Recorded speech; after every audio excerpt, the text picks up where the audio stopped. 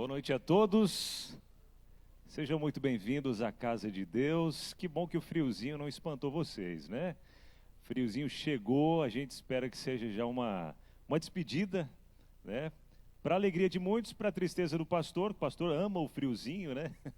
Mas para a alegria de muitos, a gente espera que seja uma despedida desse frio. Essa semana começa já a primavera, né? A tão esperada primavera, época linda do ano, a preferida de muitas pessoas. Mas que bom que você está aqui nessa noite para juntos louvarmos, adorarmos o nome de Deus e aprender um pouco mais das Sagradas Escrituras também. Convido você, assim como você está nesse momento, vamos fechar os olhos e vamos falar com Deus. Santo Deus, obrigado, Pai, por mais um dia que o Senhor nos concedeu, com a Tua graça, com a Tua companhia, com a Tua paz. E queremos, ó Pai, pedir que o Teu Santo Espírito continue conosco nesse momento, falando ao nosso coração, ouça o nosso louvor e que ele seja recebido no Teu trono de graça. Abra o nosso coração para as mensagens que teremos nessa noite. É o que nós te pedimos por Jesus e agradecemos. Amém. Lado a lado aqui, hino de número 245 do Novenário Adventista. E esse hino ele é tão maravilhoso, falando dessa nossa caminhada com Deus, né? Lado a lado, vamos juntos para os céus, como irmãos, como igreja e tendo a companhia do nosso grande Deus também. Vamos louvar nesse momento.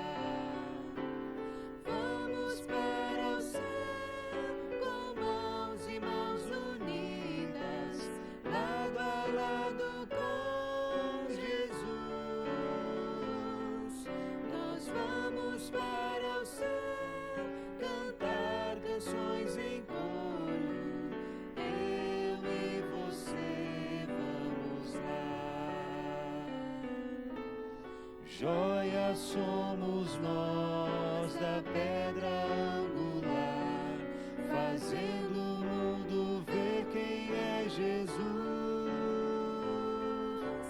Para erguer murais, colunas e palácios, lá nas mansões celestiais.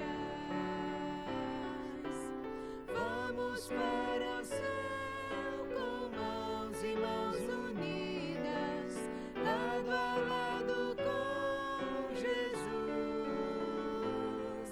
Nós vamos para o céu cantar canções em coro, eu e você vamos lá nas mansões celestiais. Amém? Esse é o nosso grande sonho, né? Lado a lado, caminhando, juntos com Cristo, com a nossa família, com amigos, nas mansões celestiais. E a gente tem a certeza no nosso coração de que esse grande dia está muito perto. Mas Deus ele fez um convite para todos nós, que nós, enquanto aqui estamos nessa terra, enquanto nós não vamos para as mansões celestiais, nós temos que brilhar.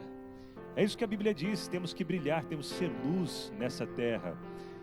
E que nesse momento a gente possa cantar com todo o nosso coração: Senhor, enquanto eu aqui estiver, eu quero brilhar por Ti. Eu quero ser luz nesse mundo de trevas e escuridão.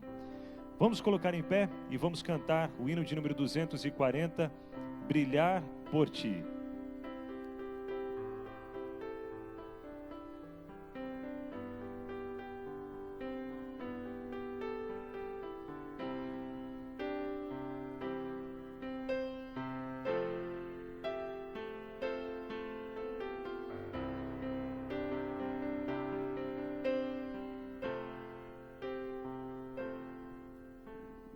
As vezes parece que ser um cristão não é fácil em meio à escuridão.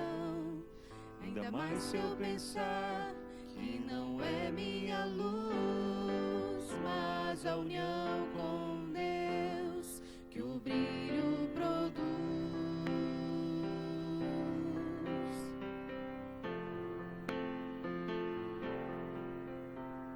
Às vezes parece difícil entender que o cristão é exemplo mesmo sem o querer.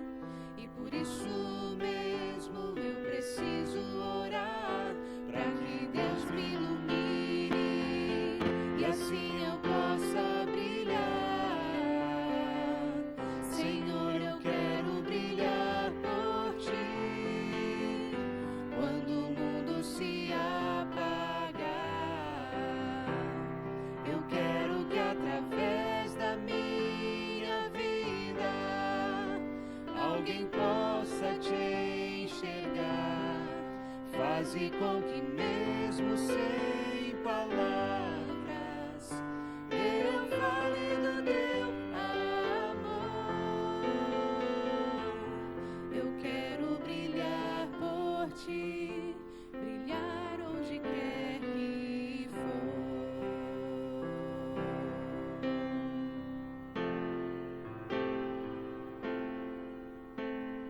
Às vezes eu temo que vou fracassar, pois eu sei que errei e continuo a errar. Mas se a minha luz parece extinguir-se, meu Deus, me dá força para prosseguir.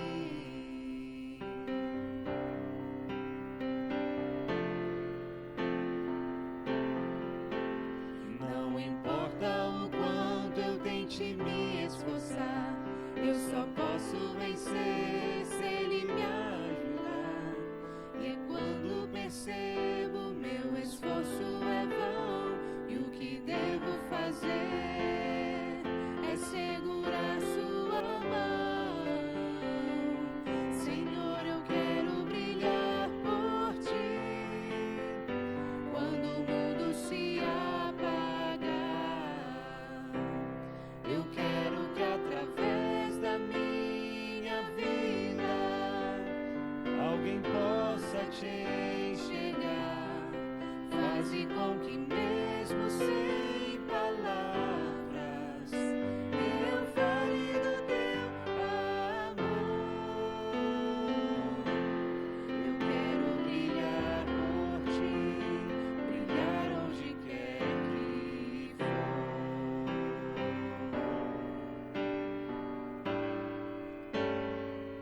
Senhor, eu quero brilhar por ti quando o mundo se apagar. Eu quero que através da minha vida alguém possa te enxergar. Faze com que mesmo sem palavras eu fale do teu amor. Eu quero brilhar por ti, brilhar onde quer que for. Eu quero brilhar por ti, brilhar onde quer que for. Amém. Como está você que nos acompanha nesta noite, aqui em Jacareí Fria, mas que fica aquecida pela presença tão especial de vocês. Você que nos assiste em casa e que acompanha a família do Jardim América, louvado seja Deus por sua vida, por estar conosco neste momento. Eu quero convidar aqueles que puderem para que nos ajoelhemos e tenhamos nesse momento o privilégio de conversar com o nosso querido Pai.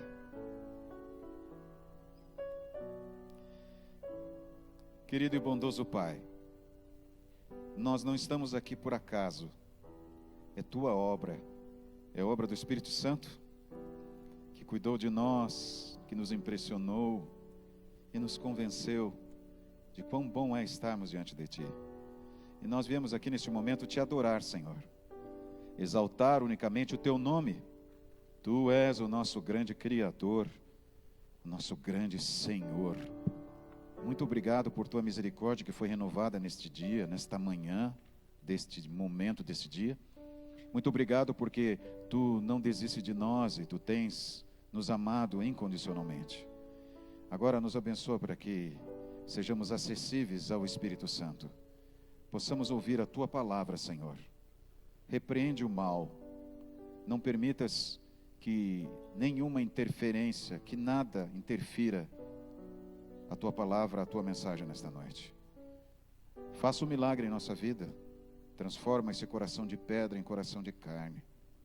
Liberta-nos das prisões do mal, porque aqui nós estamos para nos fortalecermos em Cristo Jesus, para renovarmos a nossa esperança e as promessas de uma nova terra, da vida eterna e da tua presença plena em nossa vida. Ilumina o pastor Oliveiros, para que ele seja um instrumento nas tuas mãos e a tua palavra nos alcance com poder, em nome de Jesus, amém. Amém, Senhor.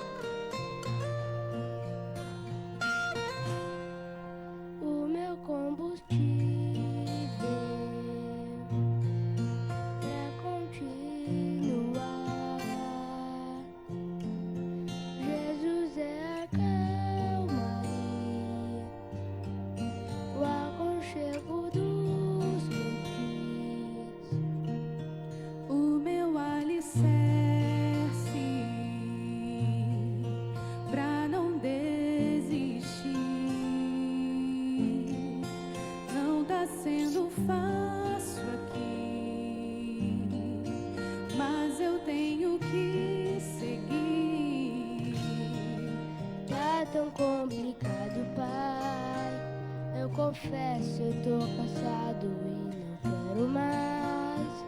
Tô exausto e com medo. Tem dias que o peito aperta, tem dias que o fardo pesa. Nem que fosse arrastando, eu não volto pra trás. Fica aqui comigo e não sai mais.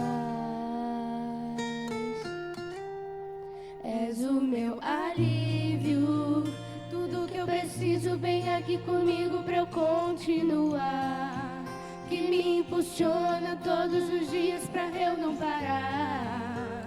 Tu és o motivo, Jesus, que eu tenho pra avançar.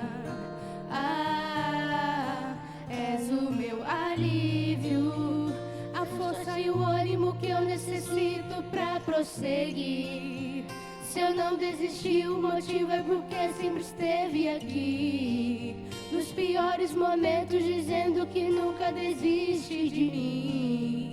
Pra onde eu irei se o que eu preciso só encontro em ti?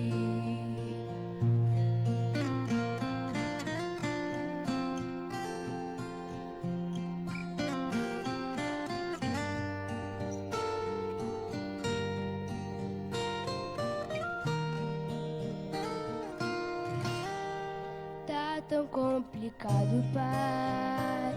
Eu confesso, eu tô cansado e não quero mais. Tô exausto e com medo. Tem dias que o peito aperta, tem dias que o fardo pesa. Nem que fosse arrastando, eu não volto pra trás.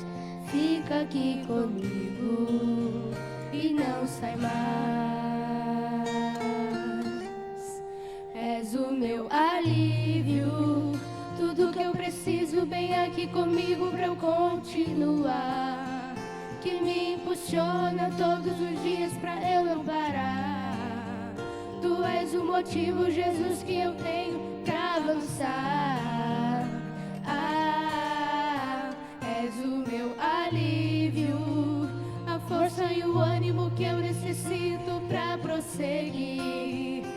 eu não desisti, o motivo é porque sempre esteve aqui.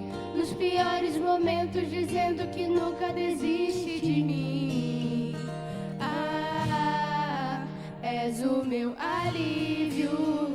Tudo que eu preciso vem aqui comigo pra eu continuar. Que me impulsiona todos os dias pra eu não parar. Tu és o motivo, Jesus, que eu tenho pra avançar. Ah, és o meu alívio, a força e o ânimo que eu necessito pra prosseguir. Se eu não desisti, o motivo é porque sempre esteve aqui. Nos piores momentos, dizendo que nunca desiste de mim. Pra onde eu irei se o que eu preciso só encontro em ti? És o meu alívio. És o meu alívio. És o meu alívio. Alívio.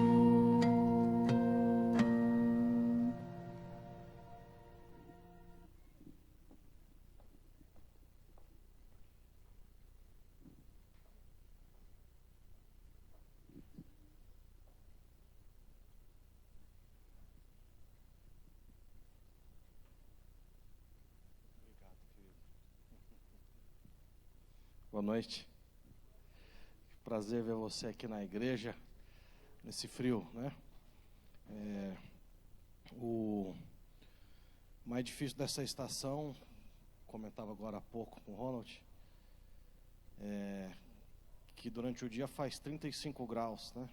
Não sei aqui como é que é, mas lá em São José dos Campos, fez 35 hoje. À noite a gente chega nisso. O sistema imunológico fica bem esperto aqui, né? Para quem é do Nordeste, que nem ele aí, 30 graus já tem que pôr blusa, né? Mas é bom a gente poder estar na igreja e se aquecer aqui dentro de alguma forma. Eu espero que seja pelo convívio aí com seus irmãos e também, claro, pela adoração e pela palavra de Deus. E nada como começar a semana buscando a presença de Deus, abrindo a palavra. Isso é importante para você e para sua família. Te convido a refletir rapidamente. O que é que você tem essa semana? O que é que está esperando você quando você sair por aquela porta? Ou para você que está acompanhando a gente online, o que é que está esperando você aí do seu lado? Na hora que você sair do dispositivo, você sabe que você vai ter que resolver.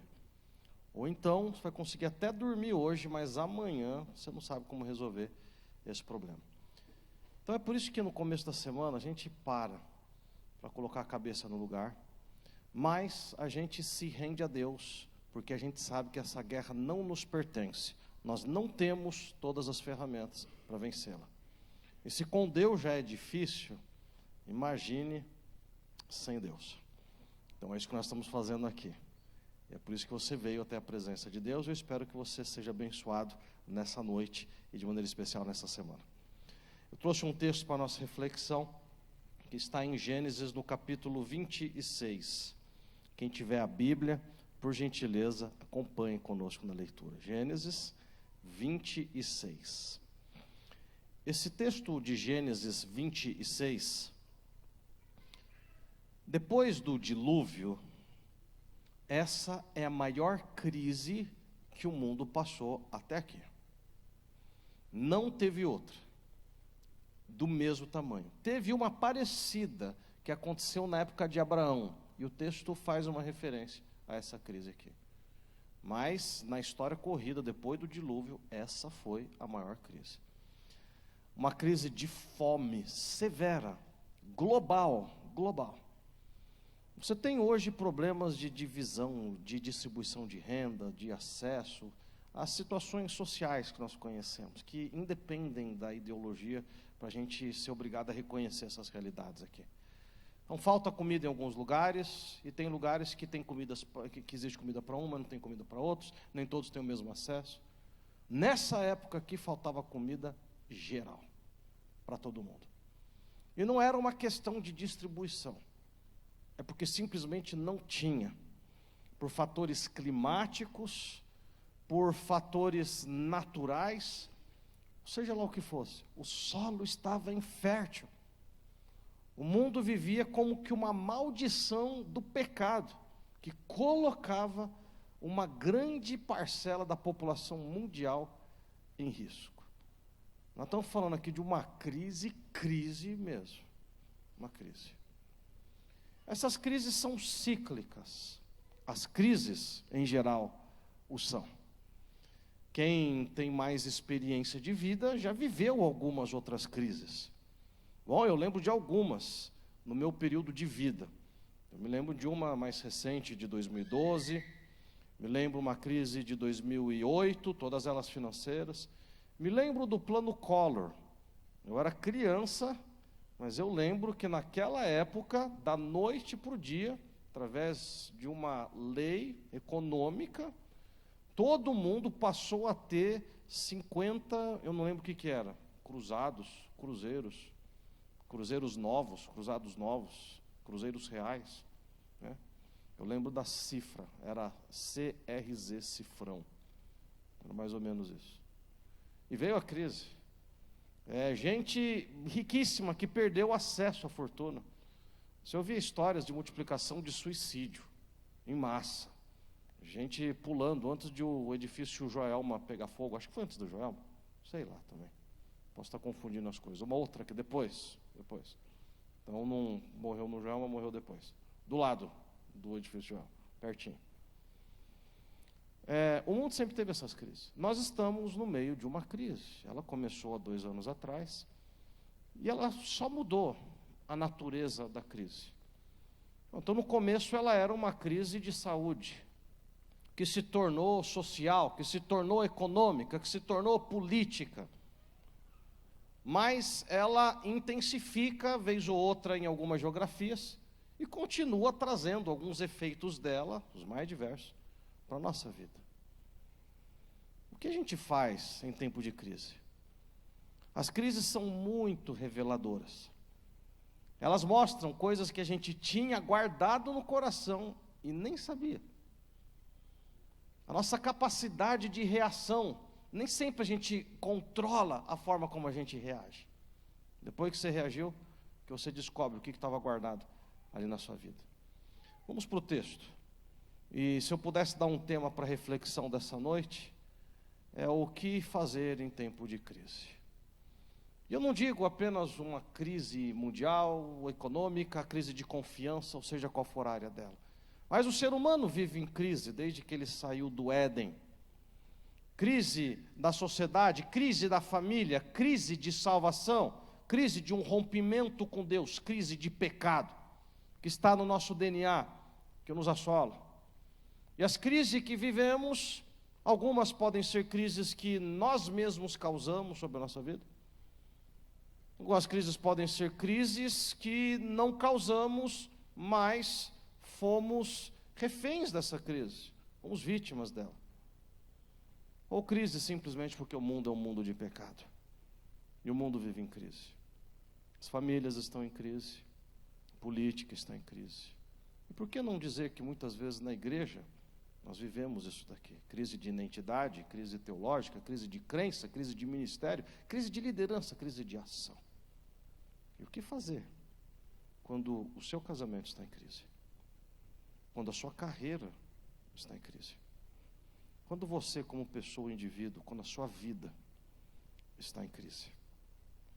Bom, eu gosto dessa história que aparece e a reação desse homem. Nós estamos falando de Isaac. Capítulo 26 de Gênesis começa dizendo o seguinte aqui, no versículo 1. Sobreveio fome à terra. A fome foi global. E a Bíblia diz o seguinte: essa fome era além da primeira que havia ocorrido nos dias de Abraão. E Isaac foi a Gerar, avistar-se com Abimeleque, rei dos filisteus. Tem uma informação importante aqui. Na geografia bíblica do povo de Deus, o povo sai do Egito e o povo tem que subir para o norte. Sempre um movimento do povo de Deus é do sul para o norte, figurativamente falando. Em termos de Palestina e norte da África, o Egito está mais para o sul, a Síria, a Babilônia, os lugares de opressão, os lugares da maldade, do pecado, enquanto que a terra prometida, que Deus sempre tenta levar o seu povo, está sempre para o norte. Abraão sai do sul, e Deus manda ele para uma terra que ele iria mostrar. E através da sua jornada, da geografia na Bíblia, nós vemos sempre Abraão caminhando para o norte. E Deus vai mandando ele para o norte. Às vezes não é bem o norte, mas são as geografias que vão fazendo com que ele suba na altitude, até que ele chegue para o norte. Por algum motivo, essa didática existe na Bíblia. O norte é o lugar do povo de Deus. O norte é o lugar para onde Deus quer enviar os seus amados. Deus sempre manda para cima. E todo o trabalho de Deus é para tirá-los do momento e da localização da opressão e colocá-los num lugar de bênção. Esse lugar é um lugar de prosperidade, é um lugar de propósito. Mas para que o povo viva esse propósito, o povo tem que ir para o norte. Isaac estava indo para o norte. Nos capítulos anteriores nós vimos ele subindo. A geografia vai dizendo que ele está seguindo os passos ou as orientações do seu pai. Mas de repente, quando a Bíblia diz que veio fome, a maior fome do mundo até então, depois do dilúvio, diz que Isaac precisou tomar uma medida drástica. Se ele continuasse para o norte, não sabia o que haveria ali, mas ele sabia que na região do Egito, se ele voltasse para o sul, quem sabe ali haveria mantimento. O Egito dominava, o Egito tinha algum estoque, no Egito havia algum alimento. E ele, em um ato de sobrevivência, interrompeu a sua viagem para o norte e começou a voltar para o sul. Gerar fica no meio do caminho, de onde ele estava e o Egito, que era onde ele queria chegar. O seu destino era o Egito, e no meio do caminho ele faz uma parada, se encontra com Abimeleque, que era o rei dos filisteus. Os filisteus, um dos povos inimigos de Deus, opressores, em um local onde ele jamais deveria ter feito qualquer tipo de aliança, não deveria permanecer ali. A Bíblia diz que Isaac agora estava indo para o sul. A crise fez com que ele mudasse o destino. A crise mexeu com a sua percepção, a crise ativou seus instintos, a crise foi gatilhos de reações inimagináveis para o homem que carregava a promessa de Deus, a promessa de que Deus faria milagres através da vida dele. Pensa um pouco em Isaac, a sua vida é um milagre. Ele nasceu quando o seu pai já idoso, a sua mãe estéril também idosa, em um lar onde Deus havia prometido uma porção de coisas. Ele nasce para ser o filho da promessa. Ele é prometido em sacrifício e Deus o resgata do holocausto. A vida dele era um milagre. Alguém que cresceu vendo o seu pai orar, que viu a sua família sendo objeto da missão de Deus, milagres acontecendo, Deus provendo, Deus cuidando, Deus enviando, Deus fortalecendo. O filho da promessa também passa por uma crise. E ao invés de ele seguir o caminho que desde criança ele seguia, para o norte, ele vai para o sul. No meio da jornada, a Bíblia diz que Deus apareceu para ele. Versículo 2: enquanto ele estava a caminho do sul, apareceu-lhe o Senhor e disse: não desças para o Egito. Fica na terra que eu te disser, Isaac. E agora Deus tem que fazer uma recapitulação com Isaac, para fazê-lo lembrar da história, o motivo da viagem dele. Não era só uma viagem de sobrevivência. Aliás, a sobrevivência dele não dependeria da circunstância geográfica, dependeria de Deus, de quem o chamou. Versículo 3: habita na terra, eu serei contigo, eu vou te abençoar, porque a ti e a tua descendência darei essas terras, e confirmarei o juramento que fiz a Abraão teu pai, multiplicarei a tua descendência como as estrelas do céu, lhe darei todas essas terras, na tua descendência serão abençoadas todas as nações da terra, porque Abraão teu pai, ele obedeceu a minha palavra, guardou os meus mandamentos, os preceitos, os meus estatutos e as minhas leis. E agora ele tem que firmar novamente uma aliança com Isaac. Isaac, ao sinal da crise, esqueceu a promessa, esqueceu o chamado, esqueceu o propósito da sua vida. Mas enquanto ele estava no meio do caminho, Deus aparece para ele e diz: Isaac, não vai para o Egito, eu te tirei de lá. Eu fiz tudo o que eu fiz com seu pai, para que você se afastasse o máximo possível daquela região. Então eu quero deixar com você nessa noite 3 lições. O que faz um homem de Deus na crise? A primeira lição está no versículo 6.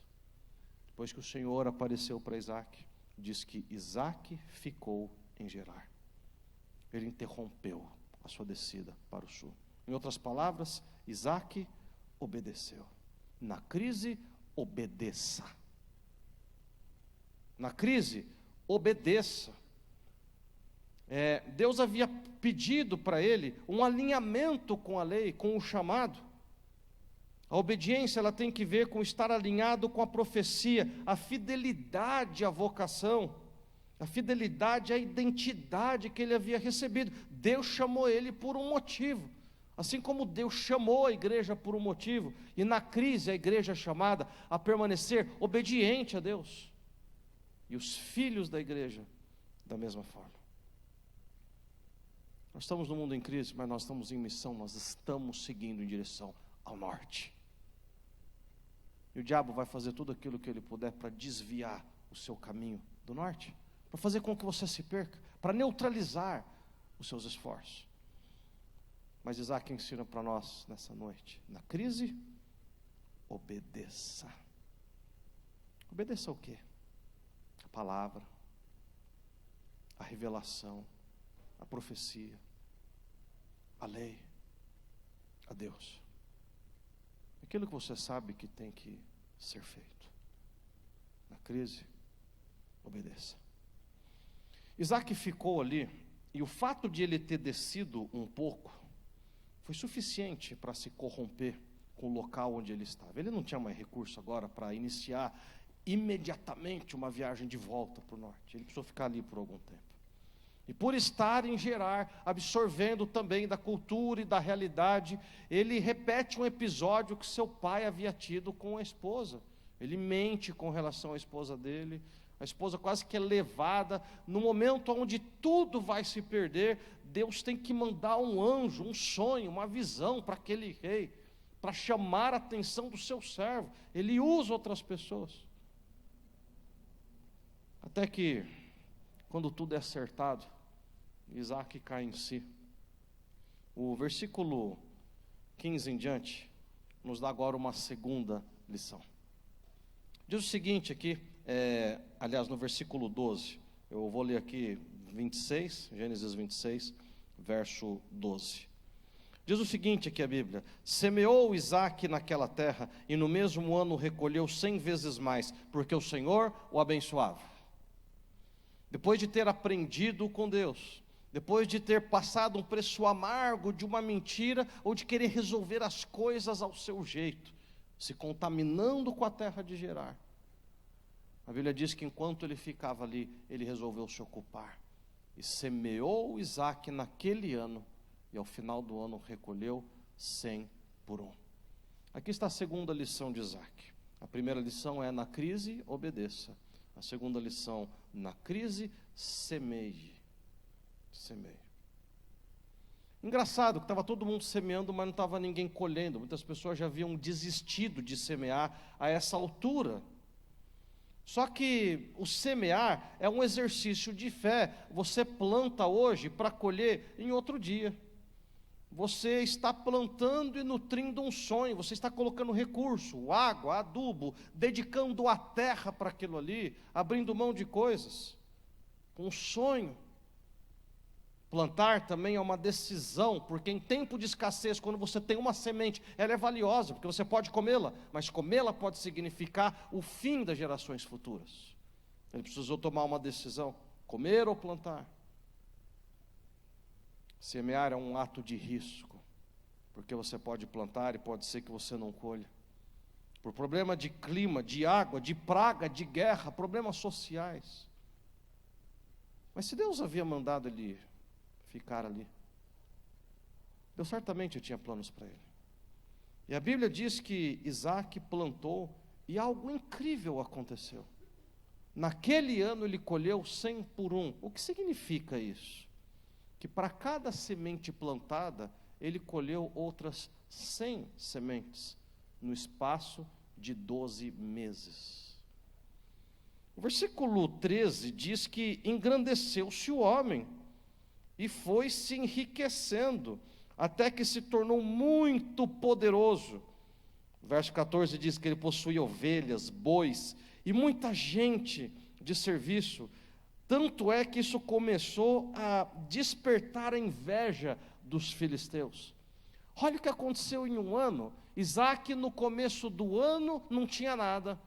Ele tem que voltar para o sul para mendigar alguma coisa no Egito. Deus aparece para ele no meio do caminho e disse: Isaac, quem vai prover para você não é Faraó, sou eu. Você fica aqui, eu vou cuidar de você. Na crise obedeça, na crise semeie. E naquele ano que ele começa sem ter onde cair morto, a Bíblia diz que ele encerra aquele ano riquíssimo.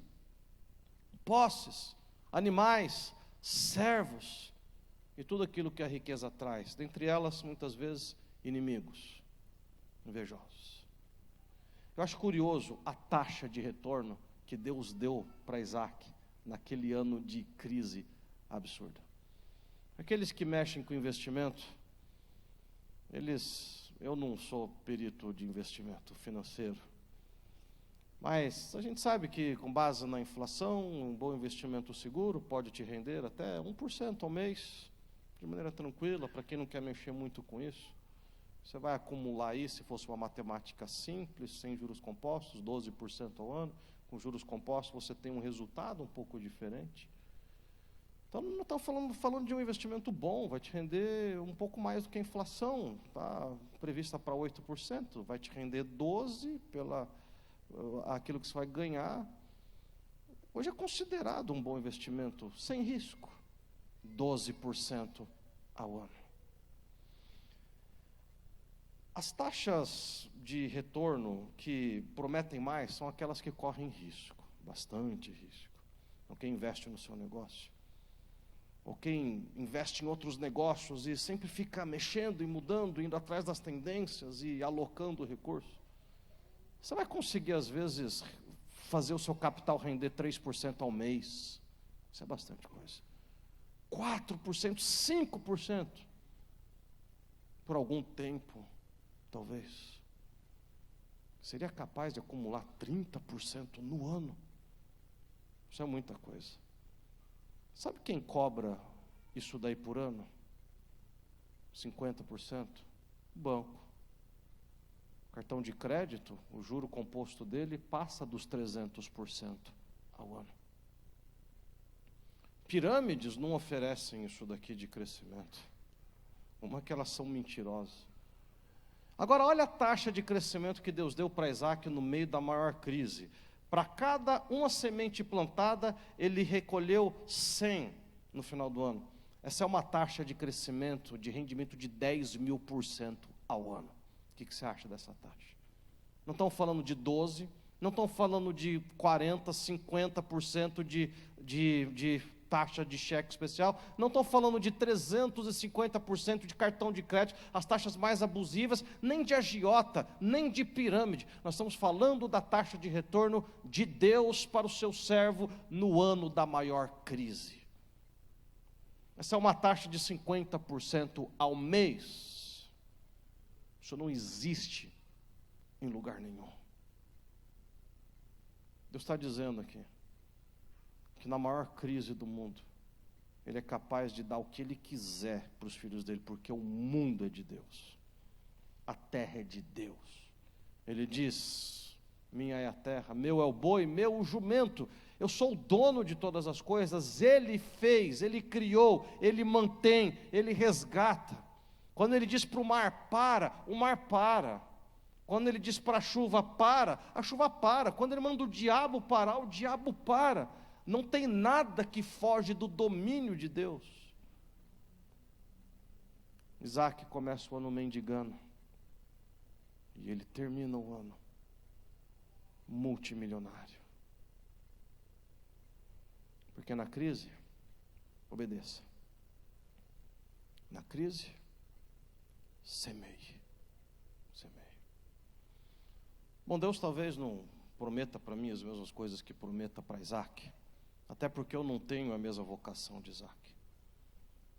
Isaac recebeu nesse período o recurso necessário para bancar uma geração inteira, que seria tão numerosa quanto as estrelas do mar, quanto as estrelas do céu e a areia do mar. E antes que Deus desse o primeiro grão de areia, Deus proveu em um ano o dinheiro de uma geração inteira, que sustentaria o povo judeu por séculos. Deus colocou na mão de alguém que ele sabia que ia usar isso aqui com sabedoria, que não ia se perder, que não utilizaria isso daqui para ganho pessoal, para sua vaidade, não se corromperia, mas cumpriria o propósito de Deus nesse mundo. Bom, o chamado de Deus vem acompanhado de privilégios, de responsabilidades, mas também de um alto custo. A Bíblia diz que a inveja dos filisteus fizeram com que eles começassem a perseguir Isaac. Eles fizeram mais do que ter inveja, eles materializaram isso daqui, através de ações que visavam destruir Isaac. Eles falaram, bom, se Isaac continuar crescendo a uma taxa de 10.000% ao ano, daqui 2 ou 3 anos ele vai ser o dono do mundo inteiro. Nós temos que pará-lo. Isso aqui é muito além de ser exponencial, ou das taxas de Fibonacci. Isso daqui é uma taxa divina, que ninguém consegue segurar. Esse homem vai acabar com a gente. É muito poder para um homem só. E a Bíblia diz que eles bolaram uma estratégia, e a perseguição foi sistêmica. Gênesis 26:15 diz o seguinte: e por isso lhe entulharam todos os poços que os servos de seu pai haviam cavado no dia de Abrão, encheram tudo de terra. Que tal? Sem água, sem plantio, não tem 100 por 1. Sem plantio, você está perdido. A Bíblia diz que Isaac poderia, já com o recurso que ele tinha, convocar uma guerra, pagar soldados. Ele tinha agora acesso, ele tinha poder, ele tinha status, ele tinha autoridade. Mas diante da perseguição, e sabendo que Deus estava à frente de tudo, a Bíblia diz que ele foi lá e abriu outros poços. Ele abriu. Fecharam os poços dele, entulharam. Então ele saiu dali e foi lá e abriu. E a Bíblia diz que esses poços tinham mais água do que os poços anteriores. E a água era melhor. Então a Bíblia diz que, quando isso aconteceu, chegaram de novo os filisteus e expulsaram Isaac dali. Isaac teve que ir para uma outra cidade. Chegando na outra cidade, ele cavou poços de novo, e mais água, e mais qualidade, e mais prosperidade. Os habitantes daquela terra entulharam. Então ele teve que sair dali, abriu outros poços, e mais água, mais qualidade. Foi expulso. Isso aconteceu várias vezes. Até que a Bíblia diz aqui, que com os pastores contendendo, partindo dali, versículo 22, cavou ainda outro poço, e como por esse não contenderam, chamou aquele poço de Reobote, e disse, porque agora nos deu lugar o Senhor, e prosperaremos na terra. Uma curiosidade, onde era esse lugar, Reobote? É o lugar de onde ele tinha saído, no norte. Deus usou a perseguição para colocá-lo de volta no prumo, para tirá-lo da geografia onde ele nunca deveria ter entrado. Em toda a sua jornada, Deus prosperava Isaac. E aqui nós temos a terceira lição. A primeira lição é: na crise, obedeça. Segunda lição: na crise, semeie. Terceira lição: na crise, persevere. Você vê Isaac perseverando aqui? Entulharam um poço, ele vai lá e cava outros. Aí tomam dele, ele vai lá e cava outro. E mais um, e outro. Aí pega, aí toma, aí expulsa, aí vai. Esse indivíduo ele poderia ter se rebelado. Ele poderia ter lamentado, se vitimizado, questionado Deus. Mas cadê Deus que faz aqui, que promete o negócio e nada até agora, e eu aqui, e parece que Deus não me vê, que não vê a minha aflição. A vida cristã é feita de perseverança. Foi Jesus que disse para os seus discípulos: aquele que perseverar até o fim será salvo. Está num sermão profético de Jesus em Mateus. E João vai completar isso aqui no Apocalipse. Aqui está a perseverança dos santos.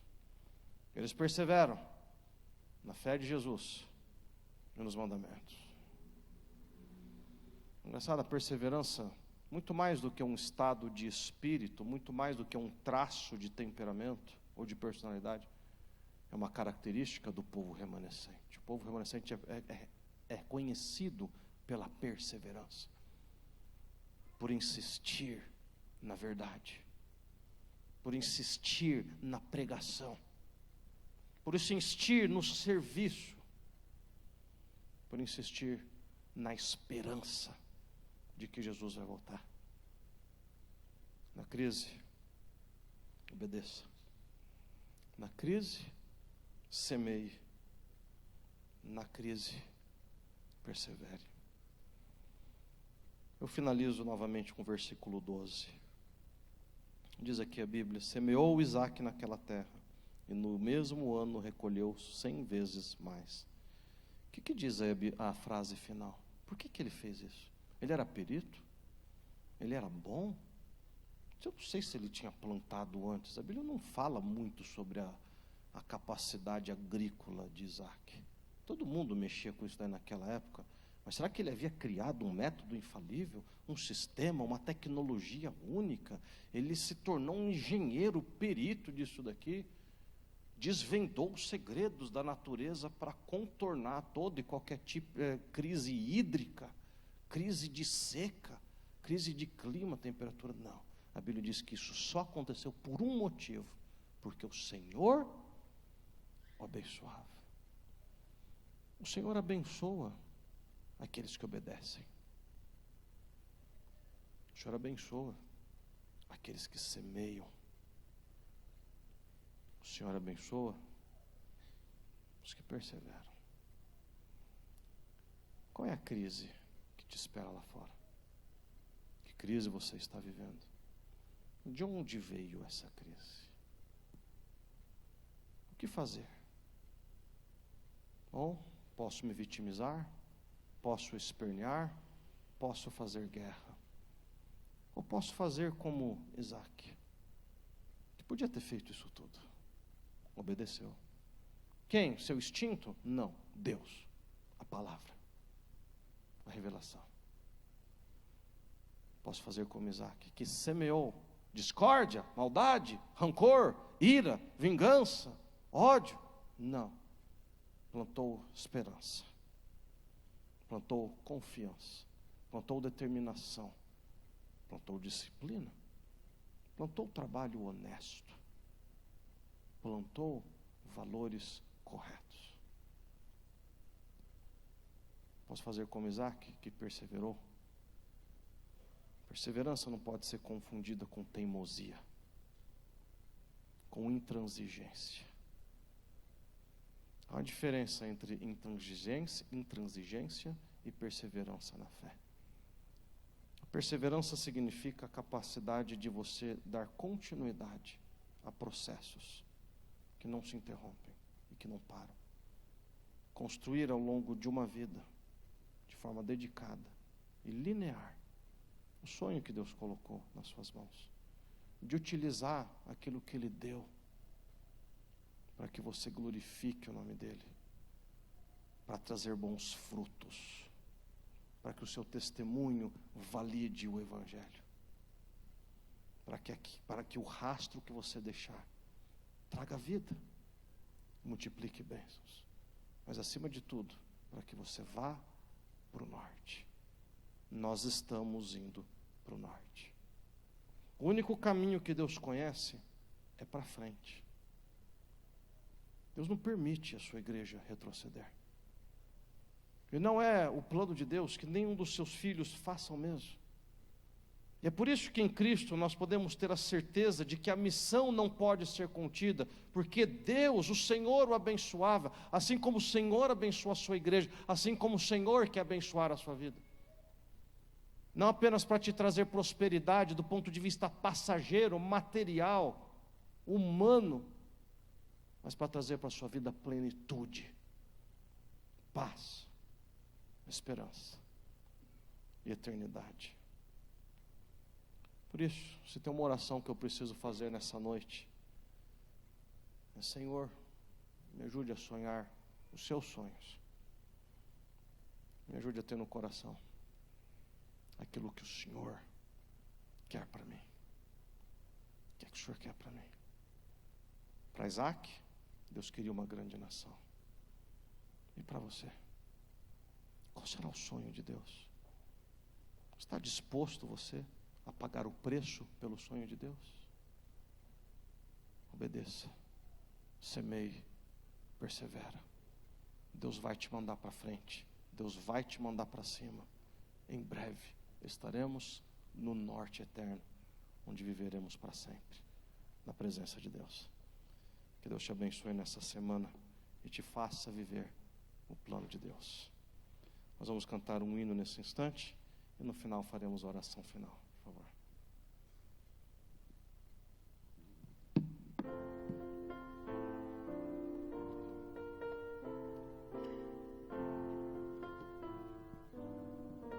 Vamos colocar em pé?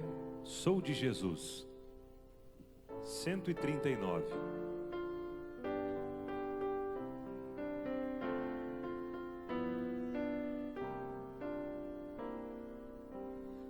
Cristo me tem fiel amizade, nele encontrei real liberdade, pois sobre a cruz minha alma comprou, dele portanto eu sou de Jesus agora, meu é Jesus também, meu Ele é agora, meu para sempre, amém. Cristo salvou-me, sinto em minha alma grata esperança, mais doce calma, pra libertar-me o preço pagou, dele portanto eu sou de Jesus agora, meu é Jesus também, meu Ele é agora, meu para sempre, amém. Quando perdido em dor e pecado, Cristo salvou-me, fui libertado, vida eterna Jesus me outorgou, dele portanto eu sou de Jesus agora, meu é Jesus também, meu Ele é agora, meu para sempre, amém.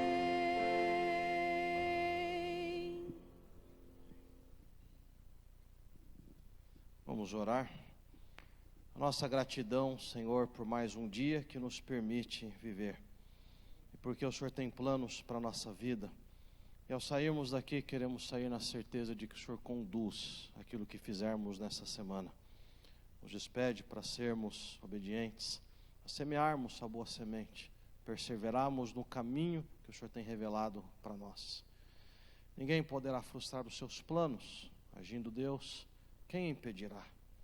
Portanto, nos faça viver segundo aquilo que o Senhor deseja para nós. Nos abençoe e abençoe a semana de todos que aqui entraram e nos acompanham. Pedimos em Cristo Jesus. Amém, Senhor. Deus te abençoe.